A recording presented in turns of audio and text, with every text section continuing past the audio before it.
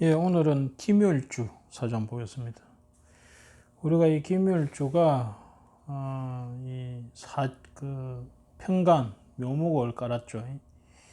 이 병지에 묘목을 깔았는데 이 기토라는 것 자체가 품어주고 길러주고 수용하는 사주 기운 아닙니까?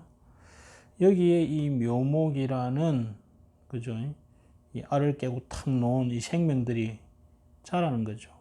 그런데 이 기묘라는 것이 평간이 되면서 극을 하죠. 더군다나 이게 현침이잖아요. 이게 자기 스스로 자기를 힘들게 하는 사주가 이 기묘일주입니다. 좋게 말하면 사명감 또는 시대의식, 소명의식 이런 거로 인해 가지고 아주 강한 책임감을 가지고 사는 사람이 되기도 하고, 또는 자기 스스로 계속 일을 만들어 갖고 자기를 괴롭히는 그런 형태의 사주다. 그래서 이런 분들이 대외적으로, 특히 남자들은 대외적으로 자기가 인정받는 책임지는 일을 하게 되면 엄청 몸바쳐서 일을 합니다. 그런데 대외적으로 인정을 못 받잖아요. 그러면 집에 있는 사람을 달달달달 볶습니다. 이 편간이라는 것이 근위, 명예 이런 걸 상징하지 않습니까? 그러면서도 스트레스를 많이 받는 거예요. 그래서 김열주가 예민하면서도 스트레스가 많고, 한편으로는 아주 희생정신, 그러니까 이 묘목이라는 인자함으로 인해 가지고 이 기토의 이게 어머니의 마음으로서 이 새끼들을 길러주는 사주잖아요. 그래서 너무 안타까운 거, 너무 힘든 거 보면 또 못 견딥니다. 그래서 인정도 많고, 또 예민하면서 스트레스도 많고, 그러면서 이 도학기가 있잖아요. 그러니까 또 살짝 사람이 또 재미있고, 또 현침이 있으니까 아주 섬세하고 예리하고, 또 편간에 영웅심도 있고, 여튼 좀 복잡한, 그죠? 그래서 정도 많고, 오지랖도 넓고, 그러면서도 자기 스스로 또 스트레스 받고, 그래서 이런 분들은 너한테 막 희생적으로 막 일을 해주고 나서 나중에 또 원망하고 막, 그래서 자기 스스로 이렇게 쏙병을 앓고, 이런 분들도 많습니다. 그래서 기묘일주들이 특히 잘 살기 위해서는 그야말로 무주상보시, 아무 대가 없이 내가 할 수 있는 해주는 것이 좋고, 또 지나친 사명감과 책임감에서 우리 편간이 그걸 한다는 것은 어떤 자기의 원칙과 틀이 너무 견고하다는 거죠. 그로 인해서 자기를 괴롭히는 거거든. 그래서 다른 사람을 지나치게 의식하는, 또 자기 능력에 벗어나는 희생, 이런 것에 대해서는 조금 주의하는 게 좋다. 근데 직업 자체가 종교인이거나 또는 교육자거나 그러면 뭡니까? 어차피 희생하는 삶을 살아야 되는 사주에도 속하죠. 이 김일주가 잘 꾸며주는 사주 아닙니까? 그죠? 잘 기르는 사주죠. 근데 이 사주 보세요. 이 노래, 더군다나 이 노래 기묘네. 그러니까 뭡니까? 이 인묘지라는 지지의 완전 목국이, 관의 국이 딱 짜졌습니다. 방합으로. 거기에 무토, 기토, 무토라는 여러 사람들과 더불어서 이 목을 기르는, 전형적으로 목을 길러주는 형태의 양생사주입니다. 아쉬운 것이 화가 없죠. 불이. 인성, 문서가 없죠. 그럼 인덕이 좀 약하고 뭡니까? 문서니까 출세. 이는 관격, 정관격에서 관인상식으로 관에서 출세해야 되는데 그 운이 조금 약하죠. 물론 운에서 이렇게 만납니다. 그죠? 운에서 만나죠. 근데 천간으로 드러나지 않으면 크게는 잘 안 되죠. 여튼 그래도 인성으로 이렇게 이 목이 화운을 만나왔기 때문에 그런 조직에서 하나의 자리를 딱 차지하는 장까지는 가는 형태의 사주가 됩니다. 그죠? 그런데 이런, 더군다나 이렇게 정간이 인묘진목이라는 강국을 딱 짜면 혼자가 아니고 여러 사람들과 더불어서 방합이니까 니하고 내하고 남이가 하는 그런 연합관계를 상당히 중시하는, 의리를 중시하는, 그죠? 그러고 조직을 중시하는, 그죠? 조직과 내가 다름이 아니죠. 우리 사람들과 더불어서 전부 다 우리 모두 잘 키우고자 하는 그런 으쌰으쌰하는 그래서 이런 사람들은 합자회사나 동업이나 이런 걸 하면 잘합니다. 책임감도 강하고 그죠? 근데 이번에 공무원이었으니까 역시 간 쪽으로 가서 공무원이니까 그쪽 계통에서 사람들하고 연합해서 잘하고 이렇게 정관격에 이렇게 되면 이 사람이 일을 열심히 하고 제대로 한다는 것을 잘 알기 때문에 사람들의 관계도 이 임묘진 방합을 딱 짜기 때문에 상당히 좋죠. 인맥도 좋고. 근데 여기에 이제 이 경금이라는 상관이 드러났잖아요. 이 정관에서 상관이 떴다는 것은 언제든지 병의 소지가 있다는 겁니다. 또 다르게 말하면 이 사람이 초년에, 이게 초반부니까 초년에 조금 뭡니까? 조금 농띠 좀 쳤다 놀았다 뭐 이렇게도 해석할 수 있죠. 근데 얕은 이런 정간에 이 아주 정관성이 강한 법대로 원칙대로 딱 틀이 박혀 있는 아주 강직한 사람이죠.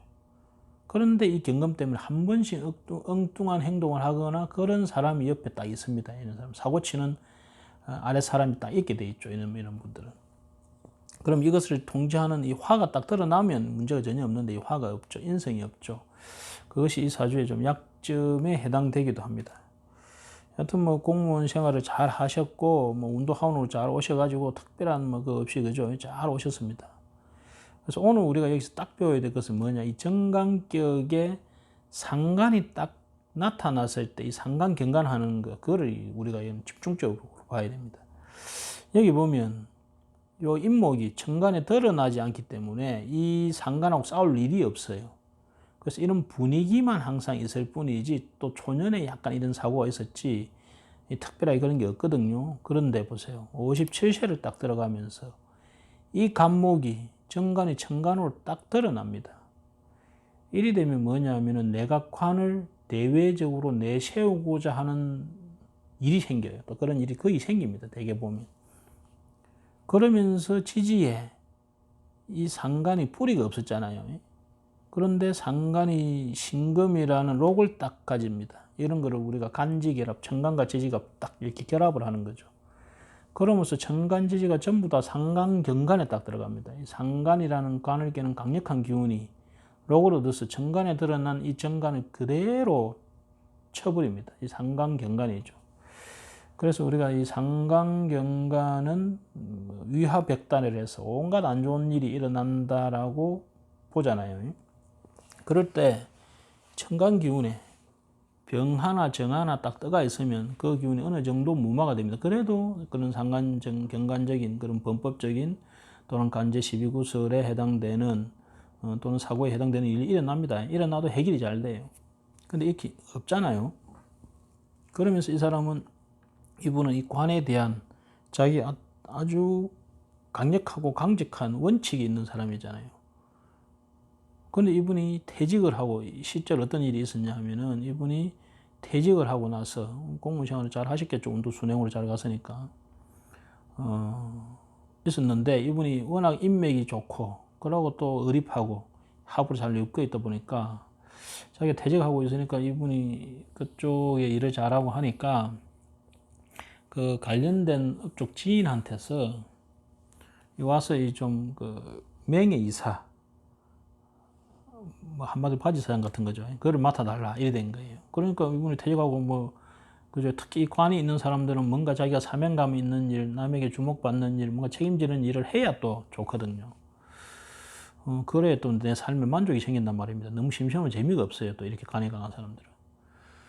그래서 이분이 그쪽에 뭐 보수도 받지도 않고 그 일을 해주러 그 갔단 말입니다. 등기를 한 그런 게 자기 이름 올렸죠. 그러니까 어떤 일이 일어납니까? 해필이면 이 시기에 경인년 이 상관이 딱 떠죠. 세운에서. 그러니까 그야말로 상관 경관이 정통으로 맞아버리죠. 그래서 이분이 온갖 거기에 일어나는 간제는 다 당하면서 온갖 수모를 당합니다.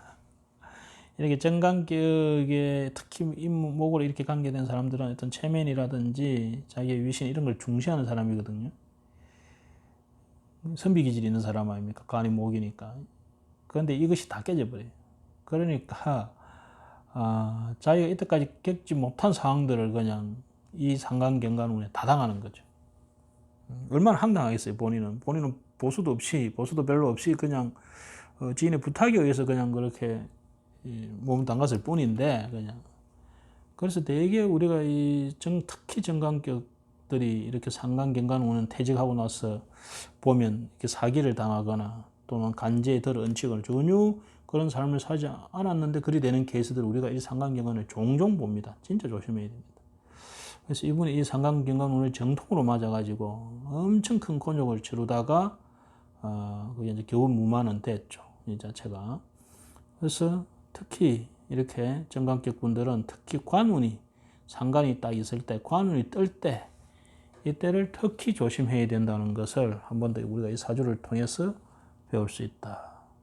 이때 가장 좋은 것은 남이 나를 띄워줘도 그 감투를 차지하지 않는 것이 최선입니다. 그러면서 물러나야 됩니다. 이런 상관경관운에는. 내가 관을, 명예를, 칭찬을 취하기 때문에 이런 일이 일어나는 거거든요. 그거를 내가 안 취하면 그런 일이 없습니다. 그죠? 그래서 아무리 좋은 조건이 오더라도 이런 운에는 딱 뭐 아이고 됐습니다 하고 그냥 이 사주는 논밭에다가 야산에다가 뭐 심는 사주 아닙니까? 저 시골에 고향에 가가지고 그죠? 그냥 조그만한데 뭐나 심으면서 그렇게 가꾸면서 그렇게 사는 것이 가장 아름다운 그런 삶이 된다. 이렇게 보시면 되겠습니다. 오늘 우리 정관격의 상관경관으로서 아주 고생하셨던 분 사주를 봤습니다. 감사합니다.